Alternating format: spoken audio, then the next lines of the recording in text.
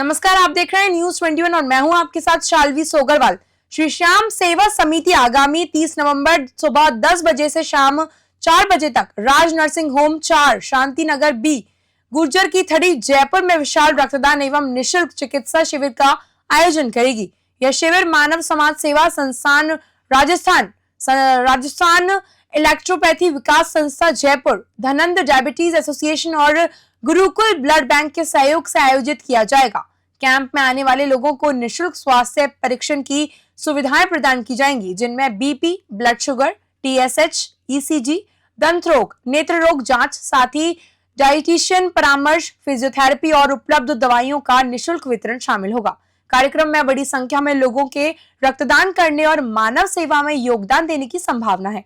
आयोजन में अनिल शर्मा, नीरज मेहता, राजकुमार चरण, बनवारी सिंह, संगत सिंह, मित्तल सिंह, पवन सिंह, डॉक्टर विनोद, डॉक्टर विकास, डॉक्टर संजीव और डॉक्टर दीपक, साथ ही डॉक्टर महेश सहित कई समाज सेवियों और डॉक्टरों भी सक्रिय भूमिका रहेगी। आइए जानते हैं समिति के सदस्यों ने क्या कहा इस शिविर को लेकर। सर, ये इवेंट क्या है और इसके बारे में डिटेल्स बताइए प्लीज।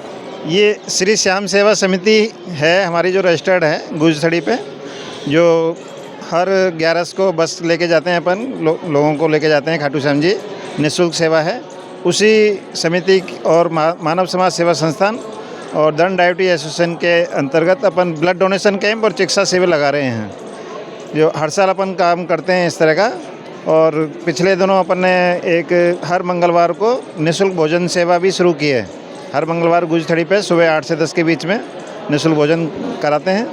अभी 30 तारीख को जो कैंप रहेगा उसमें हर तरह की बीमारियों का निःशुल्क इलाज होगा और दवाइयाँ फ्री दी जाएंगी।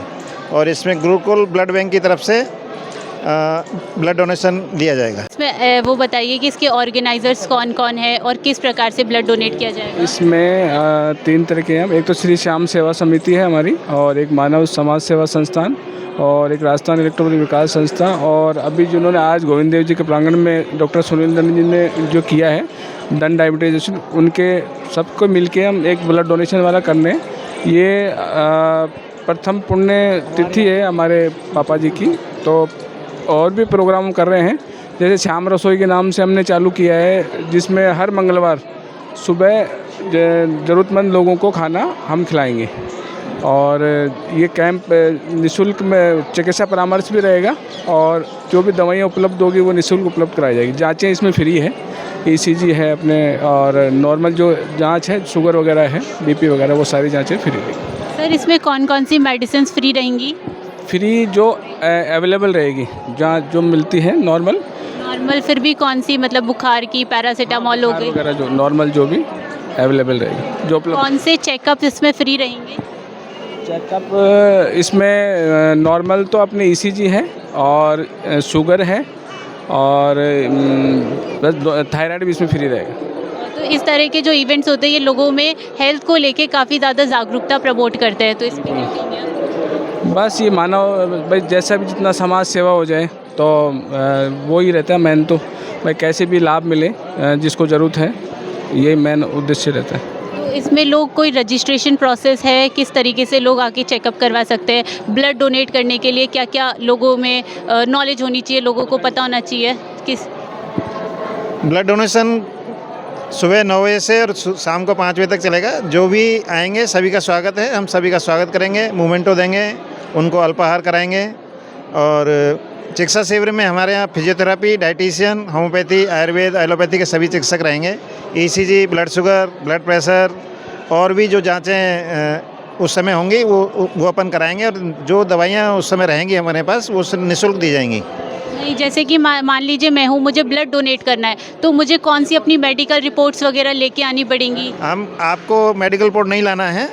आपका वजन 48 किलो से ज़्यादा होना चाहिए, उम्र 18 से 60 साल के बीच होना चाहिए, और हीमोग्लोबिन 12 ग्राम से ज़्यादा होना चाहिए। आप ब्लड दे सकते हैं। लोगों में ये गलतफहमी रहती है कि ब्लड डोनेट करने के बाद शरीर में खून की कमी हो जाती है, तो क्या सच में ऐसा होता है? नहीं, ऐसा नहीं होता। 24 घंटे के अंदर तो ब्लड का जो प्लाज्मा होता है वो बन जाता है, और 120 दिन लाइफ होती है आरबीसी की। 120 दिन में वैसे भी टूटते हैं, तो अच्छा है अपन दें तो किसी के काम आएगा, कोई कमजोरी नहीं आती। और अपन जैसे कॉफ़ी वगैरह अल्पाहार करते हैं, उसी से वो कमजोरी दूर हो जाती है। ब्लड डोनेशन के क्या क्या बेनिफिट्स है?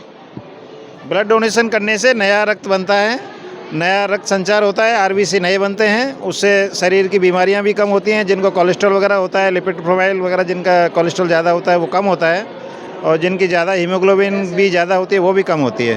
तो रक्त देने से हमेशा शरीर को फ़ायदा ही होता है, नुकसान नहीं होता।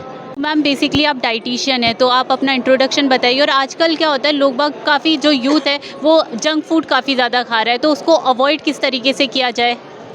मेरा नाम अमिता अग्रवाल है। मैं नेशनल डायबिटीज़ एजुकेटर और क्लिनिकल डाइटिशियन न्यूट्रिशनिस्ट हूँ। जो हम लोग जंक फूड खा रहे हैं वो हम घर पे बना के खाएं। जैसे कि डोसा है तो हम घर पे विभिन्न तरह के आटों का इस्तेमाल करके, जैसे रागी ले लिया या दाल चावल का जो अपना बेसिक होता है वो बना लिया, लेकिन वो घर पे बनाएं। तो उसका जैसे अपन मसाला बनाते हैं वो भी हम घर पे बनाएं, जिससे एक तो शुद्ध देसी मसाले जाएंगे, दूसरा हमें पता है हम कितना और क्या खा रहे हैं। इसके अलावा जैसे डोसा का एग्जांपल दिया मैंने, इसके अलावा सभी चीज़ें घर पे बना के खा सकते हैं। लेकिन जैसे कि मोमोज़ हैं, जिसे हम मोमो बोलते हैं बेसिकली, तो मोमो जो है वो मैदे का बनता है। आप मोमो में मैदा ना यूज़ करके दूसरा आटा यूज़ कर सकते हैं और अपने शौक़ पूरे कर सकते हैं। देखा जाए तो मोमो के अंदर हम लोग पत्ता गोभी की स्टफिंग करते हैं या फिर पनीर की स्टफिंग करते हैं, तो वो हमारी हेल्थ के लिए अच्छा है, लेकिन मैदा अच्छा नहीं है। तो हम क्या खा रहे हैं, कैसे खा रहे हैं, कब खा रहे हैं, उस पर बहुत फ़र्क पड़ता है। हम मार्केट का जो खाते हैं उसमें जो सोया सॉस डलता है वो इतना हेल्दी नहीं होता, जो सिरका डलता है वो इतना हेल्दी नहीं होता। क्यों?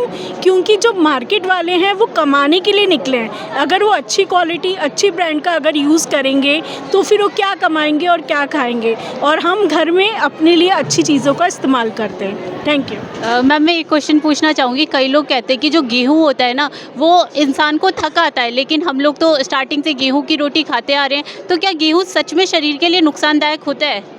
देखिए, गेहूँ हमारे राजस्थान का बेसिक फूड नहीं है। हमारे राजस्थान का जो बेसिक फूड है वो है मोटे अनाज, जैसे कि जौ, ज्वार, बाजरा। और अगर हम देखा जाए तो पंजाब के क्षेत्र, ये हरियाणा के क्षेत्र में भी मोटे अनाज को ज़्यादा इस्तेमाल किया जाता है, जिसमें अपन मक्का को ले लेते हैं। इसके अलावा बहुत सारे मोटे अनाज हैं जिनका हम इस्तेमाल कर सकते हैं। गेहूँ बुरा नहीं है, लेकिन हमारी जो लाइफस्टाइल बदलती जा रही है ना, वो हमारे शरीर को पचा नहीं पाता है। तो 48 आवर्स की जगह वो 84 आवर्स लेता है, कुछ शरीर में, कुछ में कम में ले लेता है।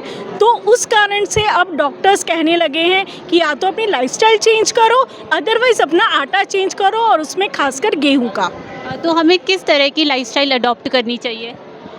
हम जितना खाते हैं ना, उतना खाते हैं उतना ही हम उसको पचा लें। पचाएंगे कैसे? काम करके, एक्सरसाइज करके, और शुरुआत हमारी सुबह से करें। ब्रेकफास्ट ज़रूर करें, और रात को जो हम हमारा डिनर करते हैं ना वो बहुत कम से कम लें, क्योंकि रात को हम थके होते हैं, घूमने कोई जाता नहीं है, सर्दियों का मौसम आने वाला है, तो हम खाते ही टीवी देखते हैं, मोबाइल देखते हैं या सो जाते हैं। तो कोशिश करें कि हम सुबह से ही अच्छा खाना खाएं दोपहर तक, और दोपहर के बाद में उस खाने को कम करते चले जाएं।